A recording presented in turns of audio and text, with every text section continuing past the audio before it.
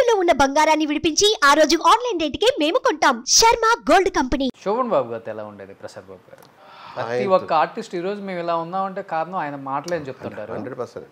ఒక పెద్దన్న ఇంటికి ఎలా ఉండాలో అలా ఉండేవాడు అండి. షూటింగ్లో ప్రతి ఒక్కరిని అడిగేవాడు, నీ డబ్బు ఏం చేస్తున్నావు అని ఎన్ని అడిగేవాడు, సలహాలు ఇచ్చేవాడు. ఒకసారి మాటల మీద నేను ఎలాగ ఉండి సినిమా తీసి దెబ్బతిన్నాను, మా నాన్న దగ్గర బాధపడుతుంటే ఆయన ఒక మాట అన్నాడు, ఒరే నువ్వు తాగుడికి వ్యసనానికి తగిలిస్తే డెఫినెట్గా ఫీల్ అయ్యావని, నువ్వు డెవలప్ అవ్వడం కోసం సినిమా తీసావు పోనీ, కానీ దెబ్బతిందని చెప్పి నువ్వు అనుకుంటూ ఉంటే నీ జీవితం నువ్వు పైకి రావు.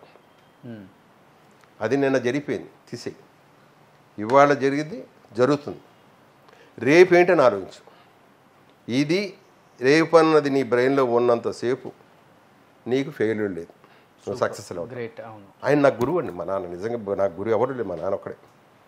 ఎన్ని కష్టాలు అన్నాయని ఆ ఒక్క మాట, రేపు ఉంది కదా ఇది పెద్ద కష్టం కాదు. ఆయన ఇంకో మాట అన్నాడండి, రామాయణం చదివావు కదా, మరి ఆయన దేవుడేగా. చిన్నప్పుడు ఆయన కష్టాలు పడి ఆయన సుఖపడింది ఎప్పుడురా? ఆయనకన్నా నువ్వు గొప్పవాడువా?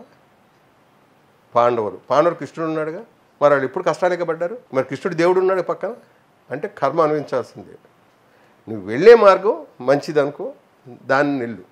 సూపర్. చెడు మటుకు గెలబాకు ఎట్టి పరిస్థితుల్లో కూడా. నాకు అప్పటి నుంచి అండి ఆయన, మా నాన్నగారు ఎంత గొప్ప మనిషి అంటే, ఆయన ఎన్ని తీర్పులు ఇచ్చినా మా పడకొట్టు హెడ్ ఎంత ఇదైనా కూడా పరాయి సొమ్ము రూపాయి తీసుకోవడానికి మనసు ఒప్పదు. తర్వాత సమయం వచ్చింది కాబట్టి చెప్తున్నాను. మా నాన్నగారు ఆయన ఒక పెద్ద వ్యక్తి, ఇంత డబ్బు తెచ్చి ఇచ్చాడు పంచపని ఎలక్షన్ టైంలో.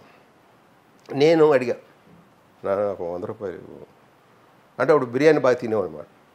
మరి ఇంట్లో బీరోలు తీసుకో, ఈ డబ్బు తాకదు, మంది కాదు, మంది కాంది మరి తాకితే అది ఇంకొక 100కి 200 పోద్ది, వద్దు మనకి, అది పేదల కోసం వాడికి ఇచ్చింది. అది ఒకటి నాకు బ్రెయిన్లో బాగా ఉండిపోయిందండి. మంది కాదు, తీసేయి.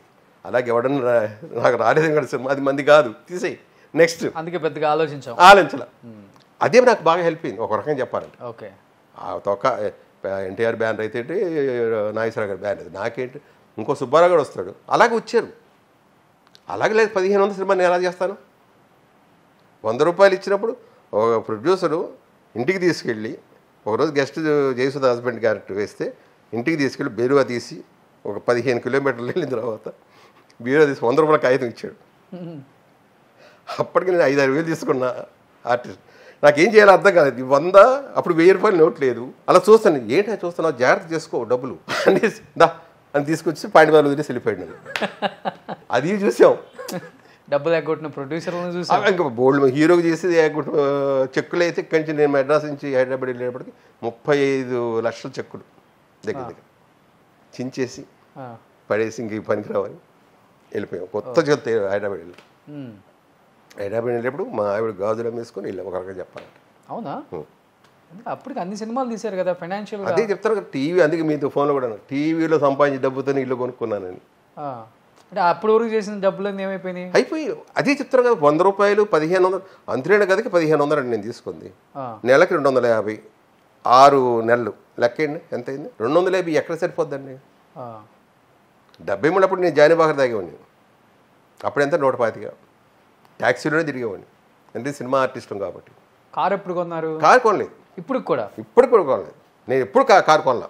ఇప్పుడు క్యాబ్లో వెళ్తారా? క్యాబ్లోనే వెళ్తాను నేను. ఇప్పుడు మా పిల్లలు కారు ఇస్తాను, నాకు వద్దు క్యాబ్, మళ్ళీ అక్కడి నుంచి రావాలి కదా వేస్ట్గా.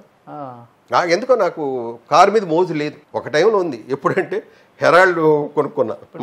మీ టైంలోనే కదా చిరంజీవి గారు రెక్కల కారు కొన్నారు. ఆయన అప్పుడు ఇంకా ముందే అనుకోండి హెరాల్డ్ కారు కొన్నా. తర్వాత హీరో అయిపోయిన తర్వాత ముందే నేను హెరాల్డ్ కారు కొనుక్కున్నా. ఎంత? 7,000 6,000 పెట్టి డ్రైవ్ చేసుకుంటూ వెళ్తుంటే హోటల్కి వెళ్దాను, మా పిల్లల్ని మా ఆవిడని పక్కన కూర్చోబెట్టి వెళ్ళా. కొంచెం దూరం వెళ్ళిన తర్వాత గుర్రబండి వాడు వెళ్తున్నాడు, సైకిల్ వాడు వెళ్ళిపోతున్నాడు. ఏమంటే నేను హోటల్ దగ్గర ఉంటాను కానీ మీరు వెళ్ళి వచ్చేది దిగి వెళ్ళిపోయింది. ఇలాంటి ఇన్సిడెంట్లు ఉండేమాట. ఆ దెబ్బతో కారు కొనలే. ఇంకా అంటే డ్రైవింగ్ ఒకటి నాకు భయం అప్పట్లో.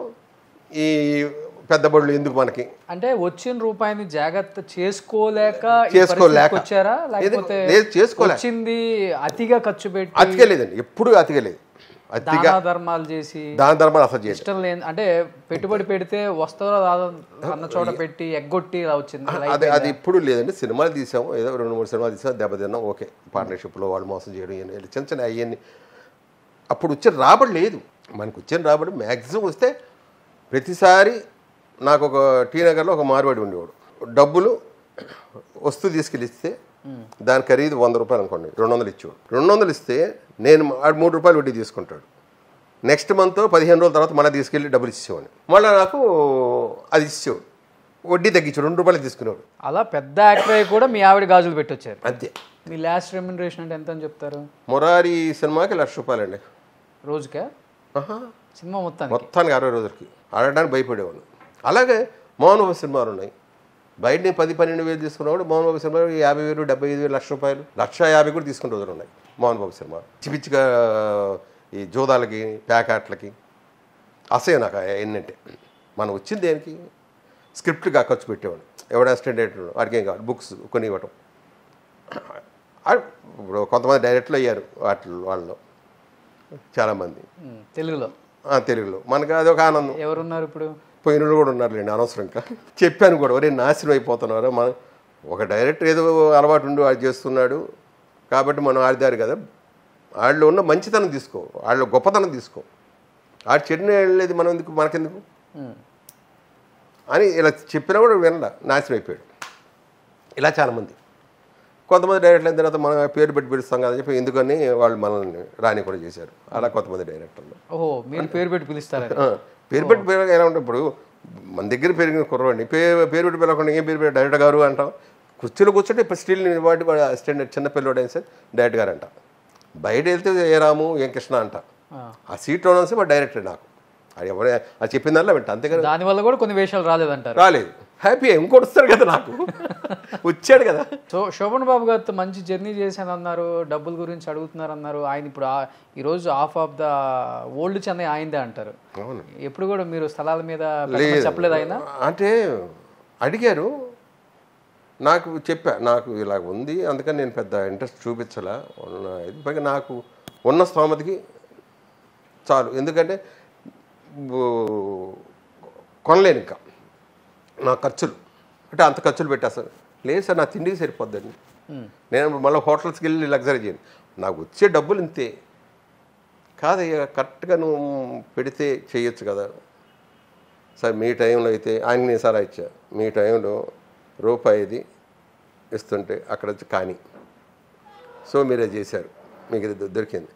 నాకు రూపాయికి కానీ ఇచ్చేది.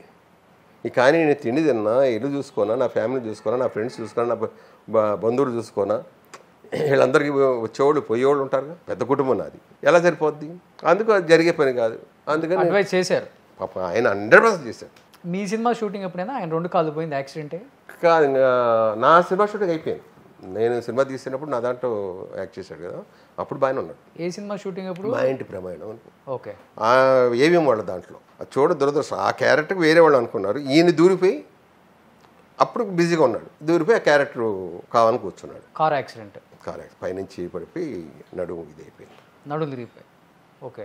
ముందు రాజేంద్ర ప్రసాద్ ఆర్టిస్టు ఫైటర్ కాబట్టి తను ముందు ఇలాగ వంగాడు, ఇతను ఇలా కూర్చున్నాడు, బ్రెస్ దాంతో నడుము కొలాప్స్. Shooting స్పాట్లోనే life. ఒక్కోసారి నేను అనుకుంటానండి, చేసాపి ఎవరిని అడగకూడదు. నేను ఒక 2 గొప్ప వాళ్ళని చూశాను, అప్పటి నుంచి అనుకున్నా జీవితంలో ఎప్పుడు కూడా. ఎవరు గొప్ప వాళ్ళు? ఒకరు నూతన్ ప్రసాద్, ఒకరు చక్రవర్తి. చక్రవర్తి ఏమో 1000 సినిమాలు తీశాడు, నూతన్ ప్రసాద్ 1000 సినిమాల దాకా తీశాడు. లోపల రాని స్పాట్లోనే ఉన్నా. ఎప్పుడు కూడా ఒకరి దగ్గర సహాయం అని వెళ్ళకూడదు. మీరు వెళ్తే రాని లేదా? నేను కాదు, వాళ్ళు వెళ్తే అంటే ఆ పరిస్థితులలో ఉండి వీళ్ళు లేకపోతే సినిమా తీయలేవాళ్ళు. అది చూసిన తర్వాత ఈ ఇండస్ట్రీ మీద నాకు అసహ్యం పుట్టింది. ఎంత అన్యాయం అనిపించింది. ఏంటి సార్ అంటే అంటే వాళ్ళు పోయే స్టేజ్లో ఫైనాన్షియల్గా ఏంటి వాళ్ళ పొజిషన్ అంతా వెళ్ళ? చక్రవర్తి దగ్గర కోట్లలో ఉంది, ఈ నూతన ప్రసాద్ కోట్లోనే ఉంది. అది చాలా పోవచ్చుగా, వాళ్ళకి ఇంకో కోరిక ఉండొచ్చుగా. సినిమాలు యాక్ట్ చేయాలని ఒకరు ఉండొచ్చు, ఇంకోటి మ్యూజిక్ డై చేయాలని ఉండొచ్చుగా. వాళ్ళకి లోపల కోరిక ఏముందో ఆ కోరిక చెప్పుకోవడానికి కూడా లేకుండా.